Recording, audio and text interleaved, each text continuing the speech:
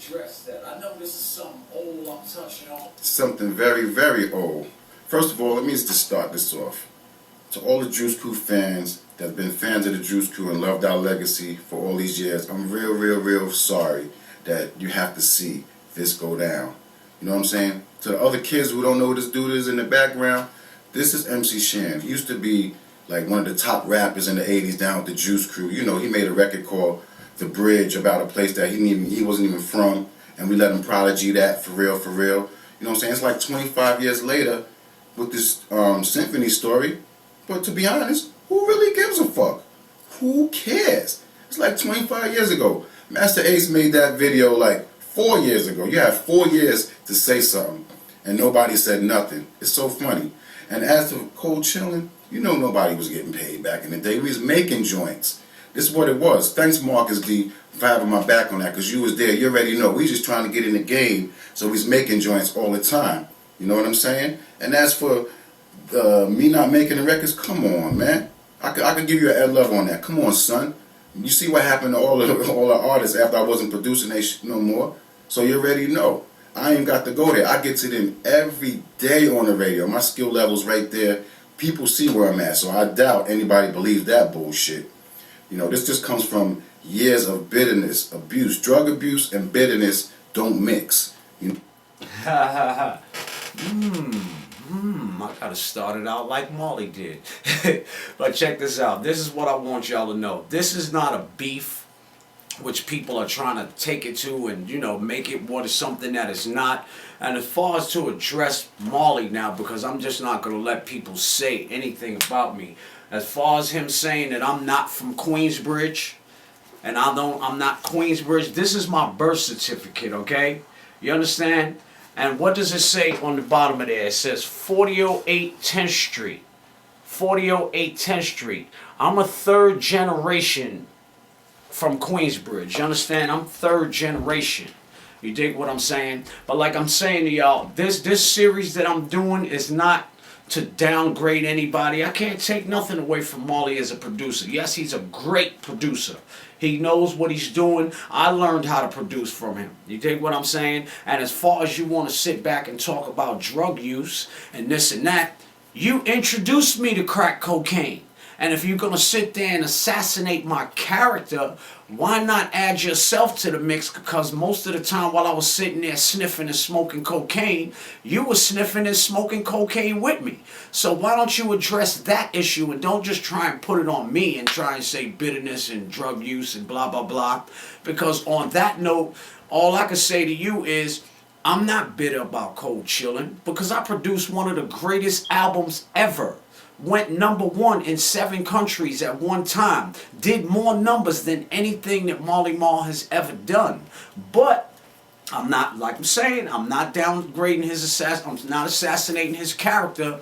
But I'm just addressing things that I feel need to be addressed to these younger artists that are coming up so that their story doesn't become my story 25 years later. And even with all the drug use, I'm still flyer than you. You know what I'm saying? And this is not a beef thing. This is just me trying to set the record straight and educate the youth that are coming out and doing their music, because there's some things that you need to know. Now, don't just be concentrated on, oh, I'm going in the booth, and I'm going to be an artist. You need to take care of your business. Handle your business end of the music. For the simple fact that there's going to be people out there that everybody is not your friend. You see what I'm saying? So now here we go 20 years later, and you say, oh, nobody was getting paid. I can show an example of certain things. This right here came out 2007. I think it was 2007. All right. This one here came out 2010. Whose name is on it? Marl. Chicka Marl. So you can't say that I'm just being bitter. I'm telling truths. I didn't get paid for this. They're all on the internet, and I'm just letting it be known because I think that these are facts that need to be known. You know, so if anybody thinks that I'm trying to bring a beef about this, is not nothing about beef. What I'm doing right now has nothing to do with that cat right here. See that cat right here? Has nothing to do with him. As a matter of fact, we getting ready to go on tour together in April over in England. You think that I'm going to let this little internet stuff stop me from getting money? Oh, nah. I'm going to definitely be on the same tour and the same buses and everything that Marl is. Just like when he was on Beef and he said to on Beef, how do you think it made me feel for me to watch the Beef DVD and for Marley to sit there and say, Shan is my man and all that, but Chris won the battle?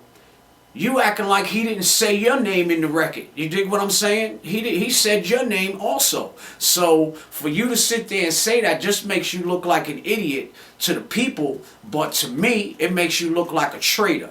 Because I can look at it like this, because I'm just straight street. I'm just straight hood, regardless of the fact that if somebody ran up in your house, Marley, and they did you dirt or they did anything to you, I would not be hanging out with them tomorrow on the next street corner. You know what I'm saying? You violated my man straight up. So check this out. We can never be friends. And the first time I get a chance to get you, I'm going to get you. Because that's how it is with street dudes. You understand? So for you to feel any kind of way about what I'm saying, now it's just the tables turn. You're right, I had many, many years to respond to that, but I didn't see it many years ago. I seen it just the other day.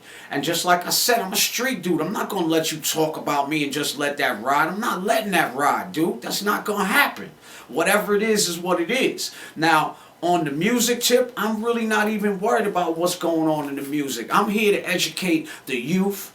I'm here to drop a little bit of knowledge, and just so, and if I could get through to one person and just have them educate themselves on this industry that they're getting into, then it's a plus for me. I feel good about what I'm doing. And this is not a beef, and it's not an assassination of your character, dude. So don't feel any kind of way. Let's agree to disagree. I disagree with what you said on Beef. You disagrme with what I said on here. You dig what I'm saying? And I'd like to give a big shout to all of those blog spots that gave us shouts, 808 Crates. Let me get my paper so I don't get nobody messed up.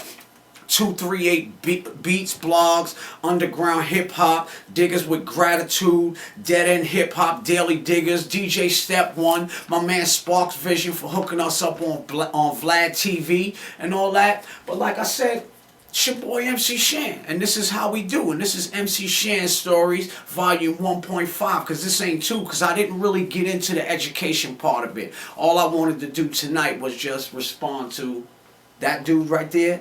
That dude right there. You dig what I'm saying? So, if y'all got any questions or whatever, you know what I'm saying? I'm not even finished. Let me not even finish it here. I got a few questions on Facebook page asking me about certain things that were unclear about Rakim. You know, who produced the Rakim? Marley produced Rakim. He did, but I recorded Rakim. And we have a joke, me and Rakim to this day, that we have a joke, because when we was doing it, we never heard nothing like Rakim before with that. I came in the door, I said it before, so laid back and lax, that me and Marley used to go around the corner. After he recorded each and every verse, me and Marley would go around the corner and we would laugh at him. We would laugh at Ra. But you know what I'm saying? And Marley thought that Ra wasn't, that wasn't, so if you look at Rakim's record, you'll see it was mixed by MC Shan, because Marley didn't think that it was, his thing. So he let me mix it. So when you listen to Rakim's record and you hear the keyboards, I played the keys on there. I didn't get no production credit on that, but I played the keys on that. And when you listen to the mix and you hear the echoes that's all out of place, it was me, because I was inexperienced at what I was doing. And I also gotta say, I'm not trying to assassinate my brother, but I learned a lot from that cat as far as this studio is concerned. And we used to have a joke in the studio, because while he was doing stuff and I would just go press a button, self-destruct. So that was like a little joke we had. But everything I know about this studio and all about this production, I learned from that cat. That cat right there was the first one that ever sampled a record, ever. Marl. You know, so I don't want any of y'all to think that this is a beef. Don't turn it into a beef. It's nothing like that. It's just me educating people on the things that I think that they should know. Maybe y'all might think that y'all need to know more. Well, ask me the questions. At MC Shan on Twitter, MC_Shan. Add me. What do they call that on Twitter? What do they call? Follow me. Follow me. Follow me. You know what I'm saying? Follow me on Twitter, MC_Shan. Or check me out on Facebook. You know, MC Shan Music. That's my music page. And for those people that always think that I'm angry because I always type in capitals, that's just my internet persona. If you see anything typed under MC Shan name and it's in small letters, that's not me. And a lot of people know that if I start typing in small letters, they're going to say that's not Shan, because I'm known for typing in all caps all the time. And for any of you that always say stop yelling, if you hear any voices coming from your computer, you need to seek medical attention immediately, because I don't know who made that rule, but it's a stupid rule. And that's all I have to say right now. But y'all stay tuned for the volume 2 when I really get into the educating of the youth, educating people on the things that I've experienced in the business. And like I said, this is MC Shan, True Stories, volume 1.5, because I'm not ready to do number 2 yet. Peace.